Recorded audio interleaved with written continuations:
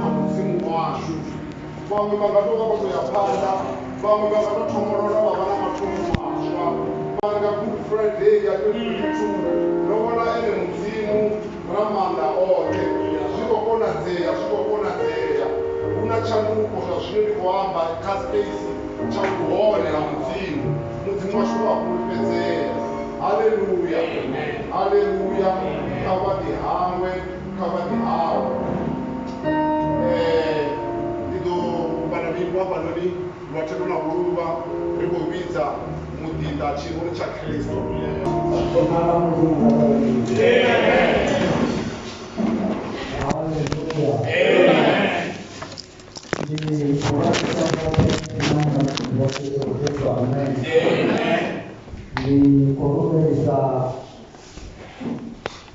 Baba namesa wokozi wote ndabume wote nanda Yesu Kristo amen.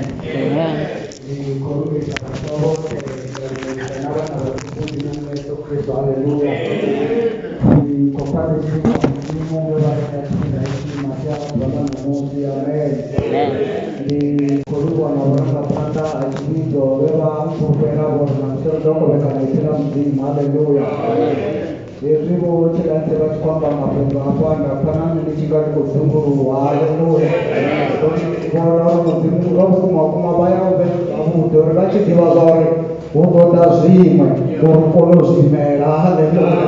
Vachirudivori wainile muti vaitopera dzina ramudzimu ngalerindiro vamba vapungori namusindisongwamba vese hazvina ndava ndavone vobva vachizvoruka haleluya. Zvinodi mototori kovekane mwaedza kudhova mamusi ngauri rina mushumo wechirarero zvinwatingadzichipika haleluya. Ndikotoda uri rieri ambe kamafungo ane ari muranga mu zina la mudzimu ngalerendo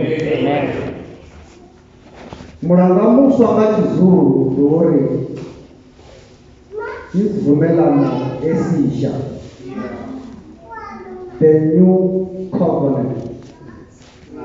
Zina la mudzimu ngalerendo ndikototori sachiorapera baba vasachiorapera nditofa mafungo matukutuku hapa amuranga wakare.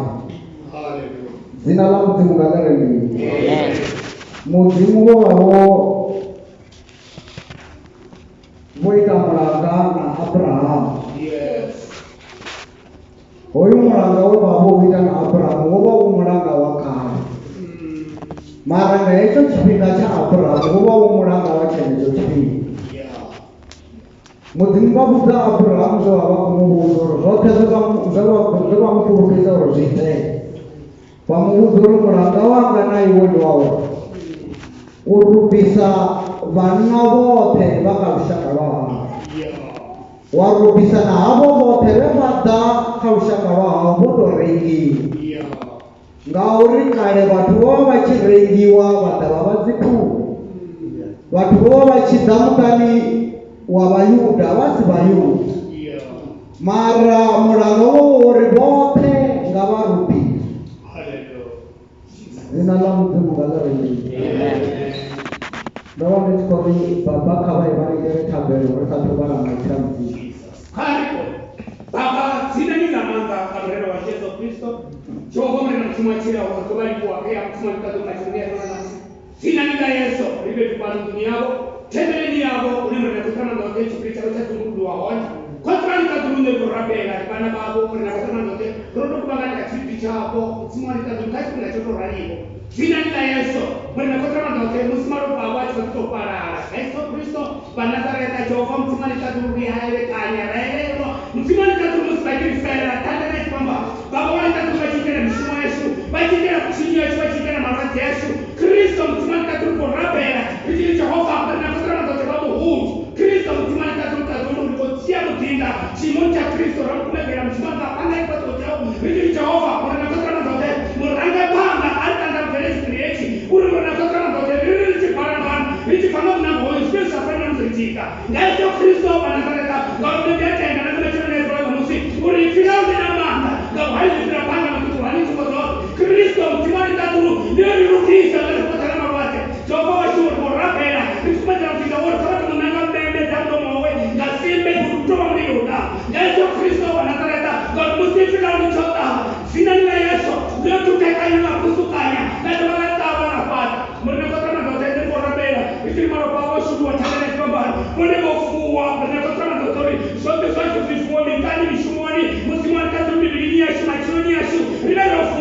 dzina la Yesu Kristo mutima tatu liko rabelo tabande na rinda ndeli bana babo mutima tatu tobane ndeli ya Yesu rotuchero kama risinde kama rifushe na ribone la msimu mutima tatu bana koti ngari kumuheli ndo ambaho mbona kama zote bone baba bone bone ambo wa kupetea mre Yesu Kristo na tata yo homi na mutima chira ho ya Bible.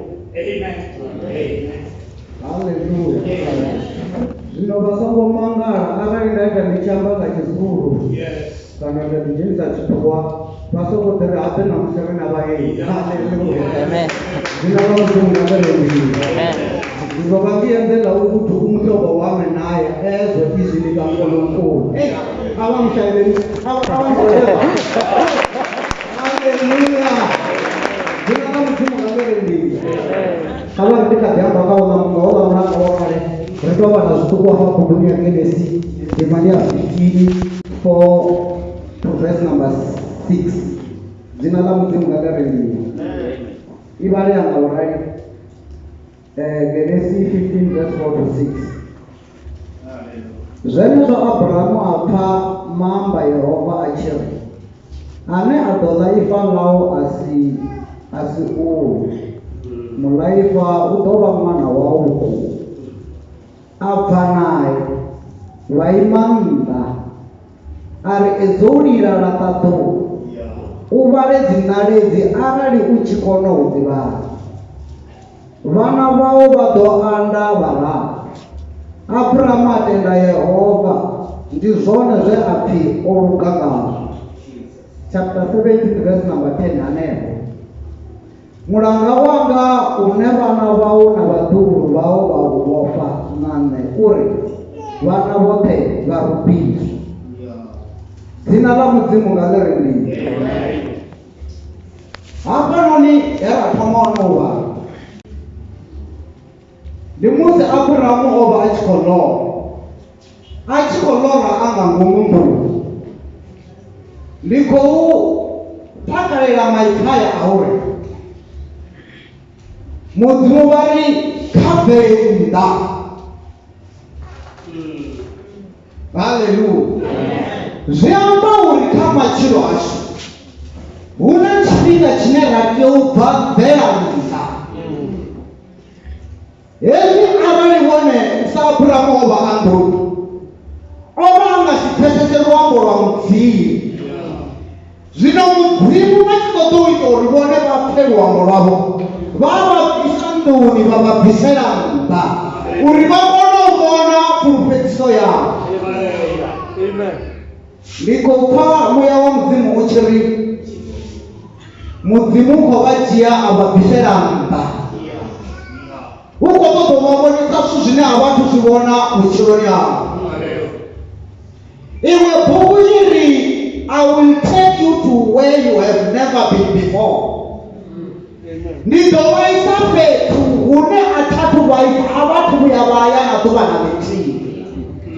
Zvino mudzimu vava vakonea purufetiso Abrahamu ngandira yeAbrahamu vangasipesese kauri ova onova mukalana mukeguru wavo onova mukeguru onofera naye usicheni angasichakonovona uri zvine zvakuambiwa kana zvine akuzvipfa zvingakonadzana mara vari vamubvisera munda vamuudza munanga wavo naye Abrahamu vari Yesu zvithu zvote mulanga wanga naiwoni wauri vana ava varubviswa. Dzina la mudzimu ngalereni. Zvino ndova ndikorindova nea background nyana ndichikoforo mudzimu vakovabvisera munda vakovabvisa kapoint A vakovaisa kapoint B. Point B yavo ndiyanda hesi vanga vakonovona hote une vangavona hone vakonoita zvote zvine vangakonoita ngauri vone voita ini vobvera munda. Hesi vangangomu havakonuvona vangangomu vovhareriwa. Haleluya. Hesi munhu akaconfined space namusi huchikuvhunobhisiwa muya hapo une havahoneka dzifene ngauri hapo une havahone muya wa mudzimu haukoni utojena zvamunhu utotoitiwa zvimwe zvinhu zvikonogesa muwe vakaconfined space vabharira ufema vabharira uita zvithu kana ndira ine vone vafuna zviita ngayo mara hezvi vone vobvisera mda uvana meone vakonofema zvaudu zina la mudzimu ngalerediwe atingachichipinga haleluya ndikotamoreri vale bhuku ya Mariko ndimali ya 14 verse number 24 mudzimu ngavari pakuchenza oyo wana wavamaivana Mariko 40 verse number 24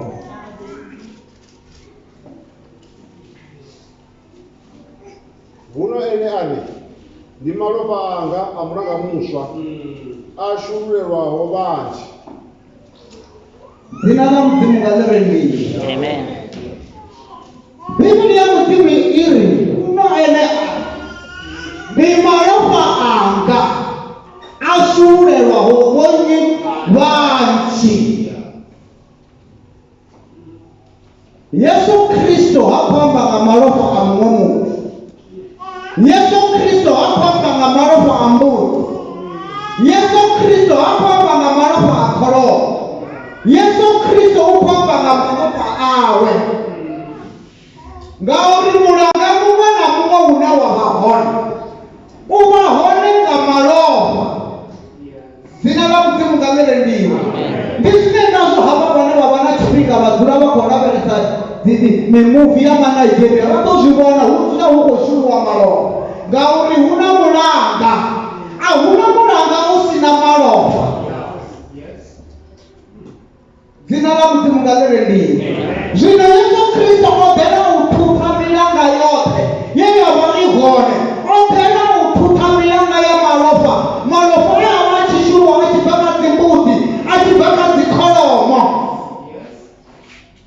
Yesu Kristo ari. Haya ni malopa anga. Ashuru chela wachi. Harule Yesu Kristo wa.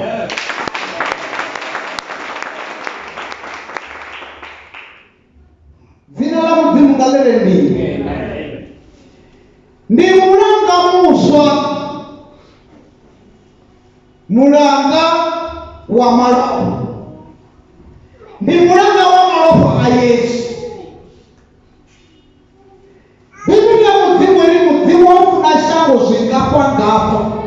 Amuyangekeza murowa wombegwawo ete uri bote.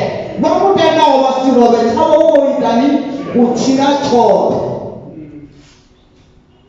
Ndini arani Yesu Kristo malopa wasa kuchiru watande na chipambano. Vone vama vachidoma vasa kuchira.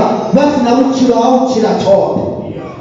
Zvino malopa Yesu Kristo kuchiru watande na chipambano. Amafunga orine ya mulanga muswa.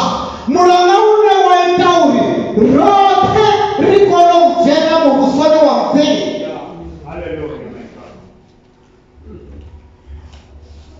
Zina la mudzimu ngalerediwe. Ndika malopa anga amulanga muswa. Ashuluchelaho bati. Chipingani sakale. Watu wawachia uphumelelwa zvivi. Oma una chipinga chitinga mwachine chipamuhuru. Atuwa ayatembele acho uphumelela watu zvivi. Oma uchimaiwa zvifuo chimaiwa zimbuzi. Biblia mudzimu rezi chipamuhuru achane itembele. Arani vitu zawa zisongoluka. Arani vitu zawa zisongoluka. Oma atia oma piwanga tambo. Uri achijena pedu upetwa. Arani asongoluka. Arani angafela ngangomu. Wakono mukokoroza. Zina la mudzimu ngalerediwe. Mara oma achiko jena achiko phumelela watu zvivi. Nene ana zvivi zvawe. Upyo wachambara kanzu ine hapa nopasi yopendeni wakazibele na zipome grenade. Nduri eka achiko chimula na ngomupe tuketa heka zituzoba zichikorwana vachikono zvipazo chipe muhuruka tichii bako paposho zvi chipe muhuruka tichii. Zina la mudzimu ngalerediwe. Zvino Yesu Kristo odera uri rine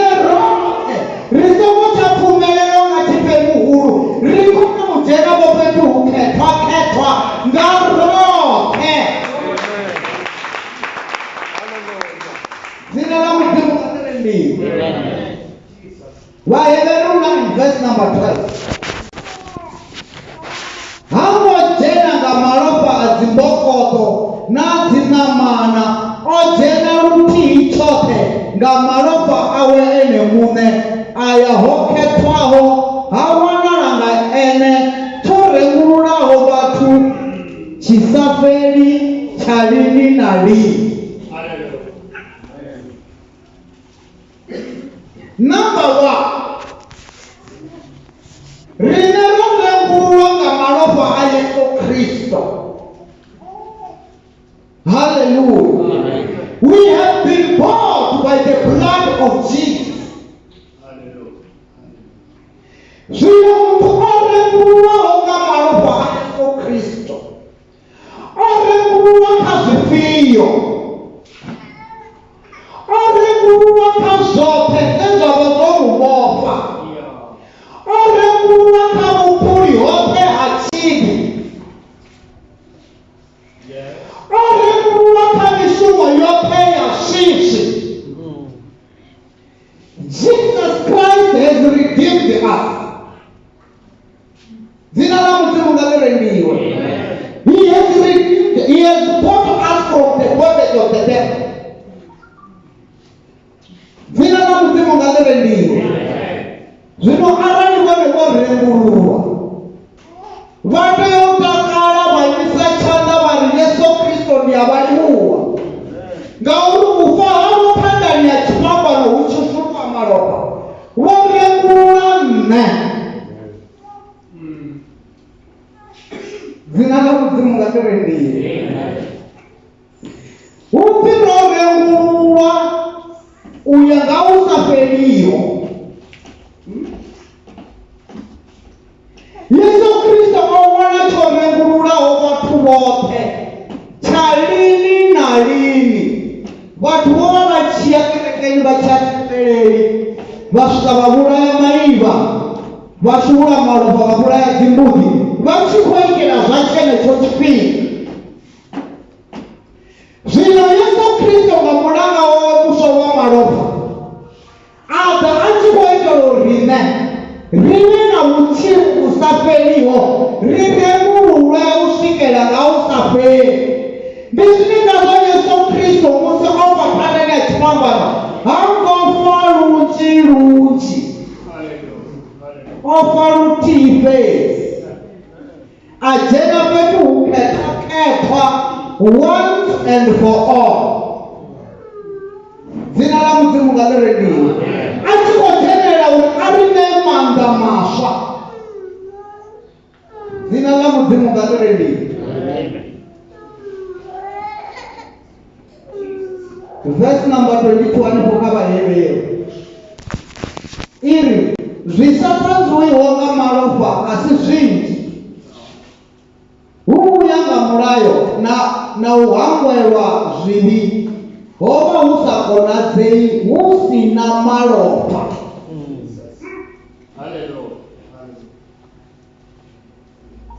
Hezwi ndi tshi vhambela luimbo lori ndi nnyi khonani i ngaho Yesu, vhone vha ri a huna. Vha khou tou imba olu luimbo vha tshi khou zwi pfesesa uri nga ngoho a huna ane a nga Yesu. A huna muthu ane a nga kona u fhira vho vha vho balelwa vha kale vha shumisa malofha a dzikudzi, vha tshi khou balelwa u fhela muthu muṅwe na muṅwe. Yesu Kristo a ḓa a tsa a ya phanḓani ya tshifhambano a vhanyiwa, a shululwa malofha awe, a shululwa once and for all. A sa dovha a shululwa ndi nga malofha a Yesu Kristo ri na vhutshilo vhu sa fheliho. Dzina la Mudzimu ngalendiwe. Ro hangwelwa zwivhi nga malofha a Yesu Kristo. Yesu Kristo o ri rengulula kha vhupuli ha ino shango. Kha vha vhale vha Efesa 1 verse number 7.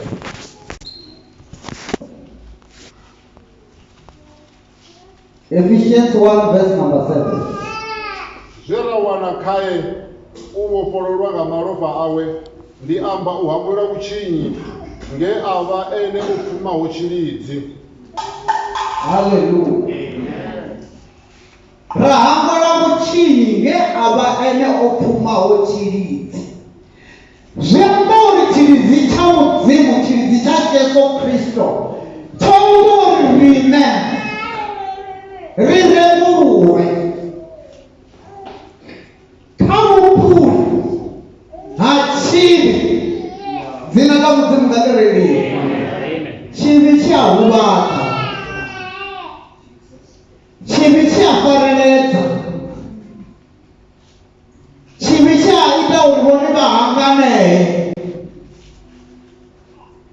tshivhi tshi a vha vhofhekanya. Yesu Kristo o ḓela uri a ri rembulule vhupfulini ha tshivhi. Phuli ndi mini? Hezwi hu tshi pfi nṋe ndi phuli ya tshivhi, ndi musi ndi tshi khou ita zwithu zwine nṋe nda sa funa u zwi ita. Ende hezwi zwithu zwine nda zwi ita ndi sa funa u zwi ita, ndi a kona u zwi vhona a si zwithu zwavhuḓi. Ndi vhupfuli ho. Hezwi vhone vha phuli vha vha vha tshi khou ita zwithu zwine muṋe wavho a ri vha ite zwone. Zwino nṋe ri phuli ya tshivhi, ri vha ri phuli ya Saṱhane suke, diabolo. Hu khou thoma u fhisa. Dzina ḽa mudzimu nga ḽi rendiwe. Ndi nga malofha a Yesu Kristo ro rembulwa kha vhupfuli ha zwivhi. It is by the blood of Jesus that we have been bought, we have been redeemed from the slavery of sin. Jesu Kristo o ri rembula vhupfulini ha tshivhi. Dzina ḽa mudzimu nga ḽi rendiwe. Ndi nga malofha ro hangwelwa zwivhi. Hezwi vhone vha rembululwa, vha tea u dovha hafhu vha hangwelwa zwivhi, zwi si na ndavha uri zwivhi zwavho ndi zwingafhani. Hu na tshivhi tshine ra tshi vhidza uri iniquity. Ndi tshivhi hetshiḽa tshine vhone vha tshi ita vha tshi zwi ḓivha uri vha khou ita tshivhi. Havha na tshivhi tshine vha tshi ita vha sa ḓivhi uri vha khou ita tshivhi. Zwino Yesu Kristo o ri rembulula tshivhi, o ri rembulula kha zwivhi. Dzina ḽa mudzimu nga ḽi rendiwe. Mara o ri rembulula nga malofha awe. Matthew 26 verse number 26. Ndi malofha anga aya a mulanga muswa, a shululelwaho vhanzhi uri vha hangwelwe zwivhi. Malofha a Yesu Kristo o shululwa uri ri hangwelwe zwivhi. The blood of Jesus has been shed that our sins may be forgiven. Dzina ḽa mudzimu nga ḽi rendiwe. Vhathu vho vha vha tshi ho tshi shulwa malofha a maivha, malofha a dzimbokoṱo, vha hangwelwa zwivhi zwenezwo zwine zwa khou vhonala. Vho vha vha tshi khou hangwelwa zwithu zwine zwa vha zwa nga nnḓa havho. Mara Yesu Kristo u ri hangwela zwivhi zwine zwa bva nga ngomu ha muthu, ngauri tshivhi tshi bva nga ngomu ha muthu. Dzina ḽa mudzimu nga ḽi rendiwe. Ndi ngazwo Yesu Kristo o ri kha havha na vhanna vhe vha vha vha khou posa mufumakadzi houḽa nga matombo, o ri ane a vhona uri hana tshivhi, khawe ene ane a dzhia tombo a mu pona ngalo. Hupfi Yesu Kristo a gwadama, hezwi o gwadama a ḓita muthu o no khou ṅwala fhasi, a khou ṱoḓa u pfa uri a khou ṱoḓa u vhona uri ndi nnyi ane a nga dzhia tombo a pora houḽa mufumakadzi ane hana tshivhi, ngauri vhathu vho vha vho lavhelesa tshivhi nga nnḓa ha muthu. Yesu Kristo a lavhelesa mbilu, a vhona mbilu dza vhathu vhone khou ṱoḓa u pora mufumakadzi dzo ḓala zwivhi. A ri kha vhe iwe ane a thoma, vhana vhaḽa vha posa matombo fhasi vha ṱuwa. Dzina ḽa Mudzimu nga ḽi vheliwe. Ndi nnyi khonani i ngaho hedzi ane a nga hangwela zwivhi zwoṱhe? Vhathu vha hashu, khangwelo ndi zwithu zwine zwa konḓa nga maanḓa. Arali ndi munna, muṅwe munna a ndzhiela mufumakadzi wanga, ndi uri hezwiḽa zwithu a thi ḓivhi zwo zwi ḓo baba nga maanḓa, ende ndi ḓo huvhala nga maanḓa, ende ndi ḓo vha na muya wa u sa hangwela. Ndi ḓo vha ndi sa ṱoḓi no mu vhona a tshi fhira phanḓa nga houḽa munna.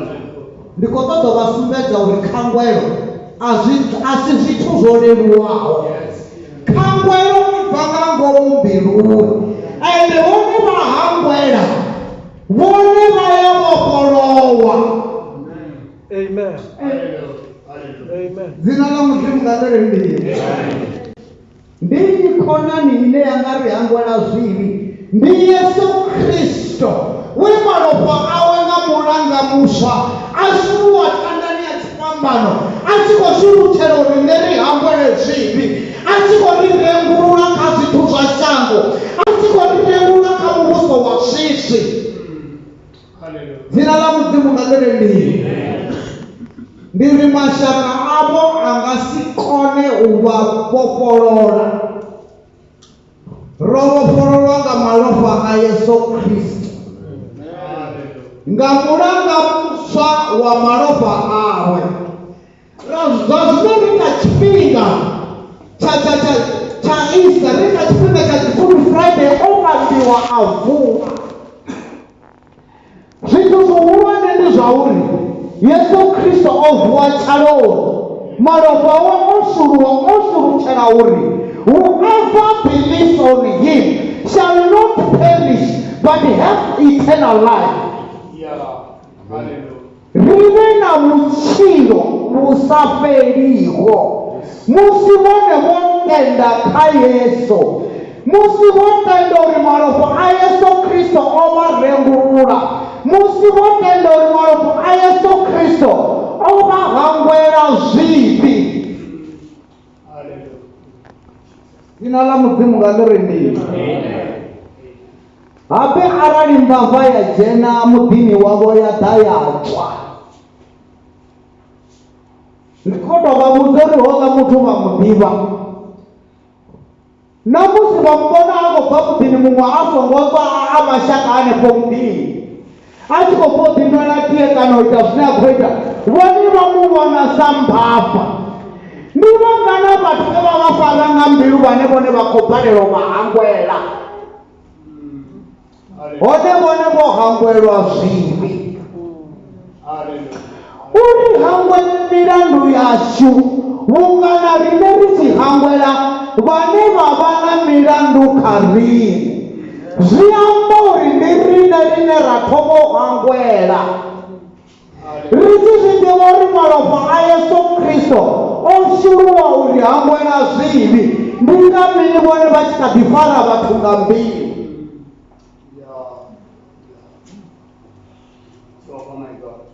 Dzina ḽa Mudzimu nga ḽi vheliwe. In him we have redemption through his blood, the forgiveness of sins, in accordance with the riches of God's grace. Nga tshilidzi tsha Mudzimu. Hallelujah. Ndi khou fhedza number 3. Ro wana tsireledzo nga malofha a mulanga muswa. Bukuni ya Exodus chapter number 12, Mudzimu o vha a khou ḓo vhana vha Israele Igipita. Zwino o vha o no ita zwithu zwoṱhe zwine zwa nga ita uri Farao a vhofholole vhana vha Israele. Bivhili iri yo Farao a omisa mbilu yawe, kana Mudzimu a ita uri mbilu ya Farao i ome. Zwo ralo Mudzimu a vha na tshithu tshithihi tshine a tshi ḓivha uri hetshi nda tshi ita, nda ita hezwinoni hape o vha a si tsha vha maḓembe ayo, o vha ita maḓembe a balelwa, ari hezwi nda zwi ita a huna na nga iṅwe nḓila vhana vhanga vha Israele vha ḓo vhofhololwa vhupulini ha Igipiti. Ari zwine nda khou zwi ita ndi khou vhulaya dwadze ḽiṅwe na ḽiṅwe, ḽi nga vha ḽa tshifuwo, ḽi nga vha ḽa Farao, ḽi nga vha ḽa vhalanda vha Farao. Dwadze ḽiṅwe na ḽiṅwe ndi khou shulula malofha. Mudzimu a tshi shulula malofha, there is no way uri Saṱhane a sa mugwadamele. Dzina ḽa Mudzimu nga ḽirendiwe. Mudzimu u shulula malofha a tshi zwi ḓivha uri kha malofha hu na maanḓa. There is power in the blood of Jesus. Huna maanḓa kha malofha a Yesu Kristo. Ari murumwa wa pulayo hezwi a tshi swika hafhanoni, vhewe dzhiani danzu ḽa muhisopo ni fafadzele zwiharamo, ni fafadzele mihanganga nga malofha a dzimbokodo, nga malofha a dzimbudzi, ni fafadzele mihanganga, ni fafadzele zwiharamo uri hezwi murumwa wa pulayo a tshi swika, hezwi murumwa wa pulayo a tshi swika. Zwo vha zwi khou itiwa miḓini ya Vhaisraele fhedzi, mishashani ya Vhaisraele fhedzi. Hezwi murumwa wa pulayo a tshi swika, a tshi lavhelesa u ḓo wana malofha aya vha kha mihanganga, ndi one malofha aya vha o tsireledza Vhaisraele uri hezwi murumwa wa pulayo a tshi swika, hezwi a tshi lavhelesa a tshi vhona malofha a pfuke. Zwino vhone vha khou tou swaiwa nga malofha uri hezwi murumwa wa pulayo a tshi swika a vhone malofha, hezwi Saṱhane a tshi ḓa kha vhutshilo havho a vhone malofha, uri na malofha hu na tsireledzo. Kha vha kwele Mudzimu vhavho.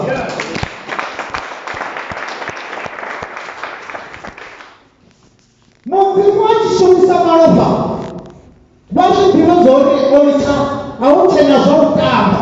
Hezwi Mudzimu a tshi shumisa malofha u vha o fhedza nga zwoṱhe, ngori wa zwi ḓivha zwori malofha a na maanḓa. Ndi zwine na zwa u vhona zwo tea uri muthu a vhofhololwe. Ndi tea u ḓa na mulanga muswa, ndi tea u ḓa na mulanga wa malofha a murawa nga muthifhedzi uri ha nga fa thadani ya tshipambano. Riṋe roṱhe ri wana vhutshilo vhu sa fheliho, ri dzhena fhethu hu khethwakhethwa nga roṱhe. Hone ho vha ro tea u dzhena nga vho Tshife Muhulu, ndi vhone vhe vha vha tshi ri dzhenela vha gumbelela dzipfarelo ha Mudzimu. Mudzimu vha shulula malofha thandani ya tshipambano. Havha na swiswi awara tharu dzoṱhe. Mudzimu vha tshi khou shulula malofha, vha tshi khou koleka malofha. Mudzimu vha tshi khou kuvhanganya malofha na maṱo uri hu bebiwe nṋe na vhone, uri hu bebiwe tshivhidzo tshiswa, tshivhidzo tsho rangiwaho nga malofha, tshivhidzo tsho wanaho tsireledzo ubva kha malofha, tshivhidzo tsho hambelaho zwivhi.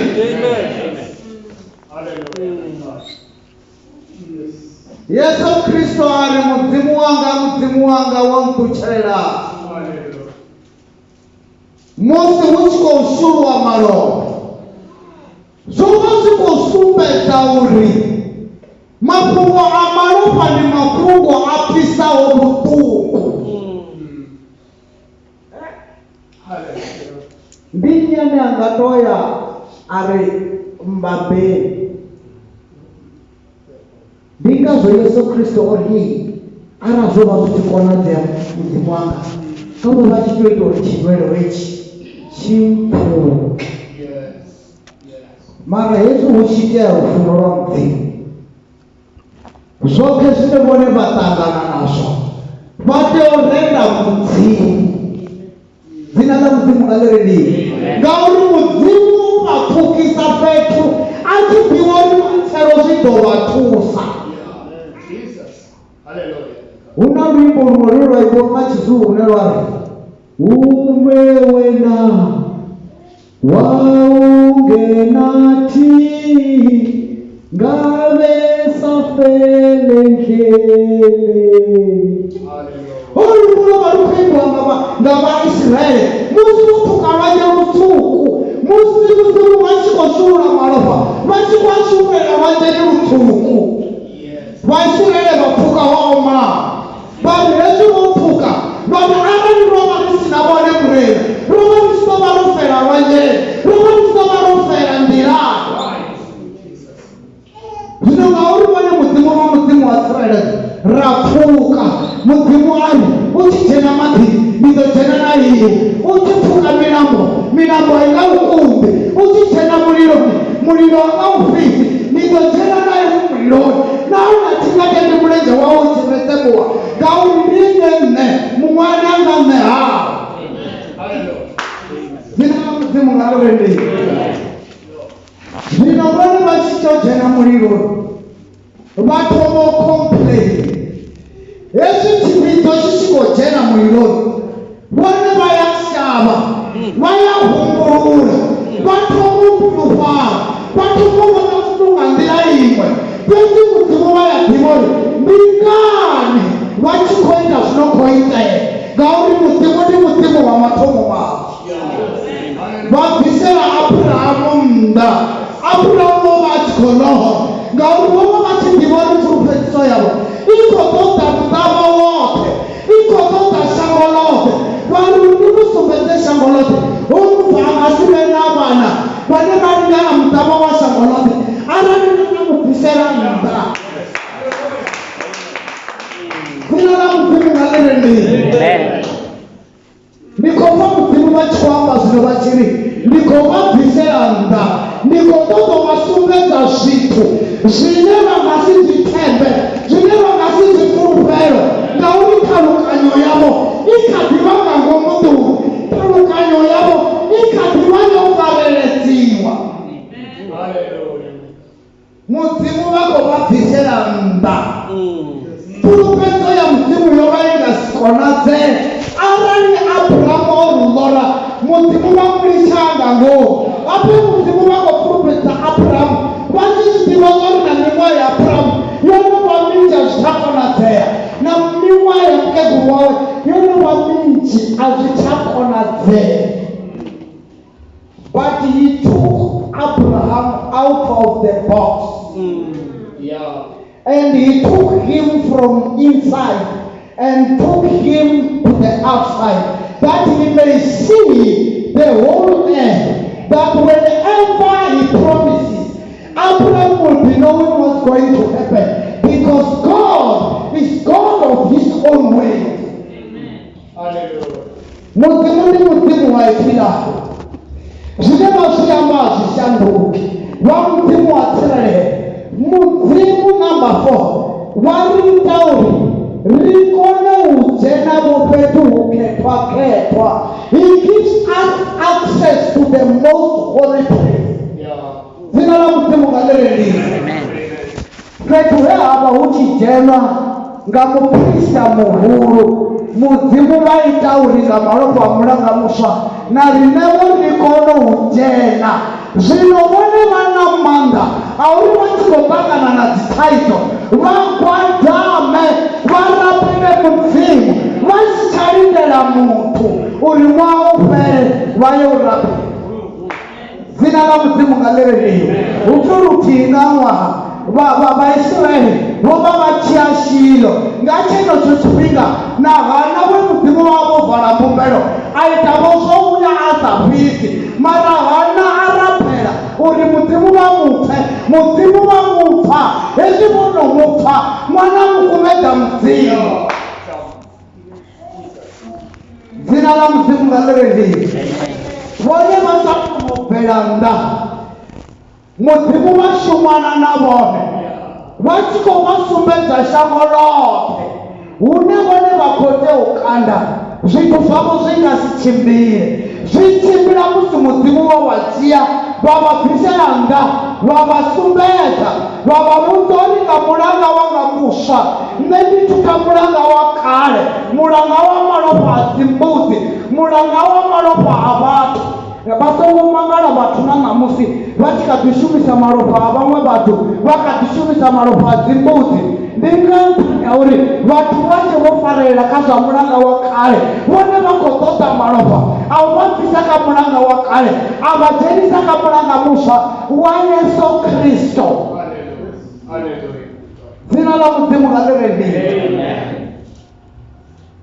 rowana vuchilo ngakha malopa vavala buku ya Levitiko kana ya Levitiko 17 11 ndo vavutaka kauri malopa nisongwala none kha malopa huna vuchilo zviamba uri Yesu Kristo achifa ndani achifamba ofela uri rine rive na vuchilo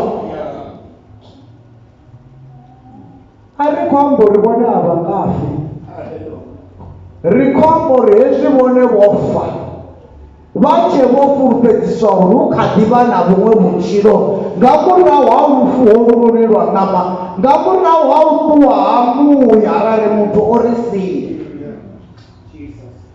Zwino kha malofha a Yesu Kristo hu na maanḓa hu na khangwelo ri a rembululwa ri wana vutshilo uri whoever believeth on him shall not perish but have eternal life. Zina la mudzimu ngalirendi. Kama Hebrew 13 verse number 5. Rokumulwa nga malopa a Yesu. Kama kumbalira yoni bomabanga ba Hebrew 13 verse 5.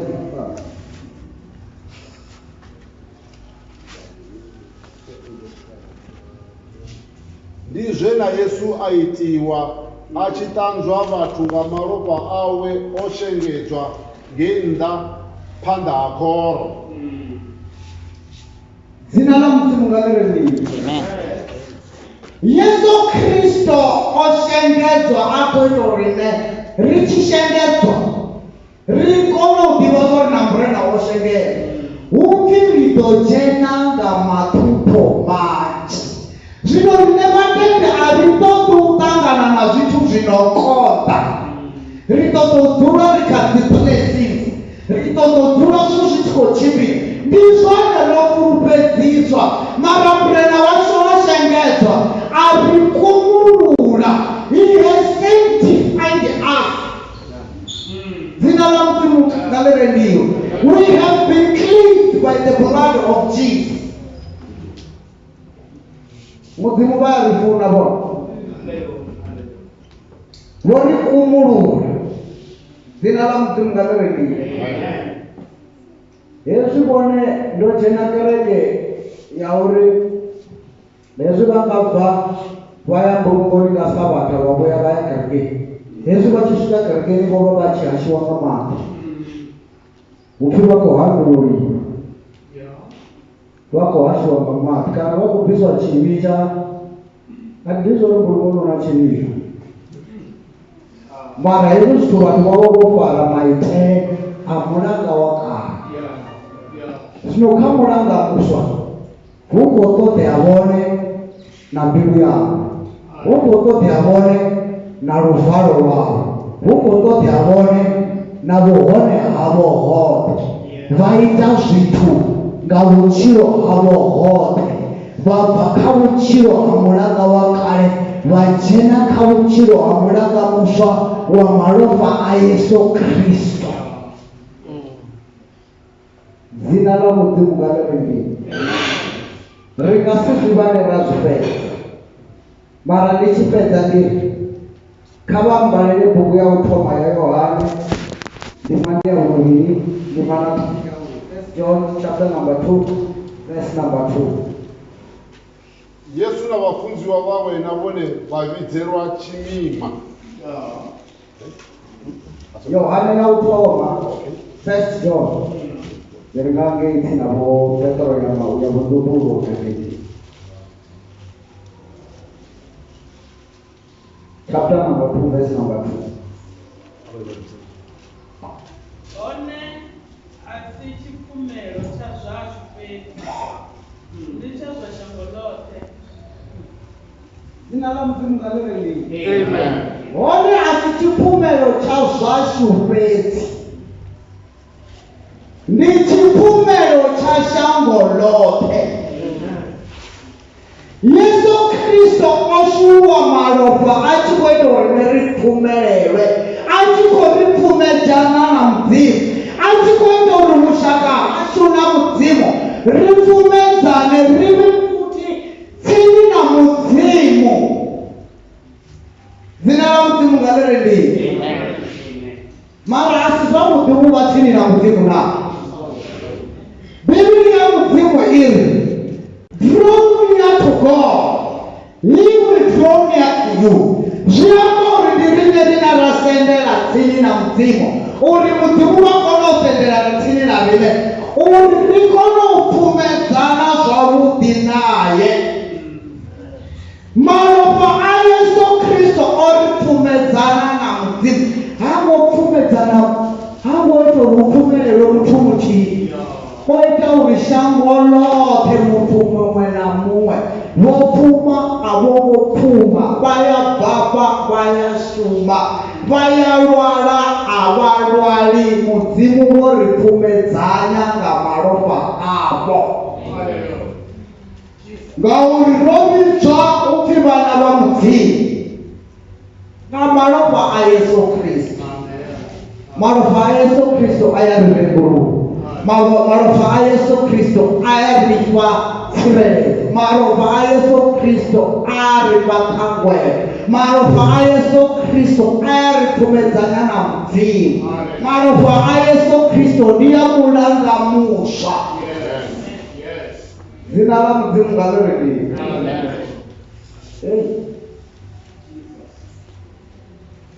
He is the atoning sacrifice for our sins. And not only for us, but also for the sins of the whole world. Mudzimu vashu asi Mudzimu va mutumuti fedzi. Hezwi Mudzimu vachiita uri Abrahamu alore abvelenga, vova vakototomusumbedza chipiri uri vone va Mudzimu wa shango lote.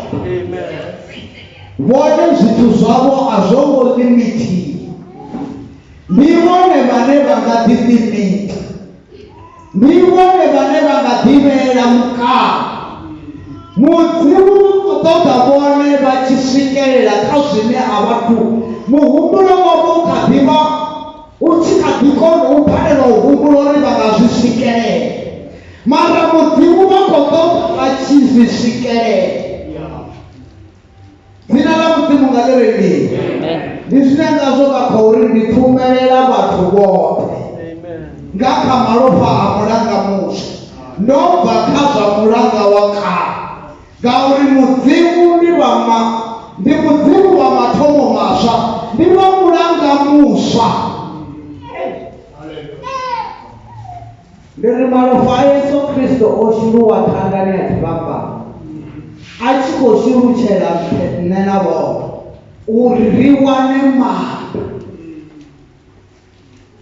Zvino rinari zvichiyaka imundira rikona ungari Yesu malofa a Yesu Kristo oshiruwa arichazokangana enda vari vatotangana na zvithu vatowanana maningi.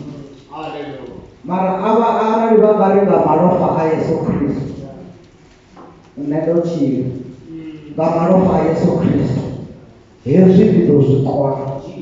Ngamalofa a Yesu Kristo hapa ndiyapfuka. Vakaona zvizvaro zvichichimbira kavatovo kundihandurura ngamalofa a Yesu Kristo. Kachithu chimwe na chimwe chine vatangana nacho kamuchiro havo. Ngauri malofa a Yesu Kristo ana manda owala manda ote. ane vone vakavona ungari ahone Yesu Kristo ofatana nachipambano uwenzela ukuthi sibe nobuphilo bawusapheli. Haleluya. Abamphezwa ngathina zikhulu lesibani.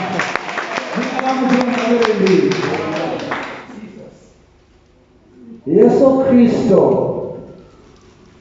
unguNkulunkulu wesivumelwano esihle. Uma sangabeka ithemba lethu kuJesu Kristo, sangabeka ithemba lethu egazini likaJesu Kristo. Jesu Kristo uyasiphulula. Jesu Kristo uyasithethelela. Haleluya. Mbiri ubanamusi rikandela panga rina manda maswa amarofa amolanda muswa. Jesus. Hallelujah. Amen. Kawan menamre. Foto dia di atas. Mungkin kawan terjadi di atas. Mungkin baru kondisi kita marofa amolanda muswa. Kinanilah Kristus. Amen. Semua balik satu. Kontra manda. Rekolaimu. Muswamba na ndurutasi. Gamaro. Awone mune. Asu watandani ya chipamba. Marofa abo ya tegu. Marofa abo ya kamwe. Marofa abo ya ile ya mshaka mshana bo. Marofa abo ya tirele. Dirigasi na la mata mrela Yesu Kristo wa Nazareth. Siwanga korabe na nikikule. Nitapanda pato chavo. Richiponi pa usurwa anarofa. Marofa abo surwa tandani ya chwamba. Urilote. Libe nuchi. Musafiri. Siwanga wana msimu wa maji. Ria wana auna mwana wana wa mtume. Uliwofanya niwa yeye. Wali gawa kama kaa. Mutimu wa mitimu ya wapi. Mutimu la manda wapi. Wane wale tatu zo. Ria wale nani ya wapi. Rikomani waka marofa. Amuranga murusha. Muranga wango pono. Muranga wa urita mupuri. Muranga wa urita. Rikono umonauri. Shwatasi ya kona mte. Gasi na waka mrena ya Simwanga wane wachina wana manga wana wakurena ntama nena wa Ria walimu Simu wali tatu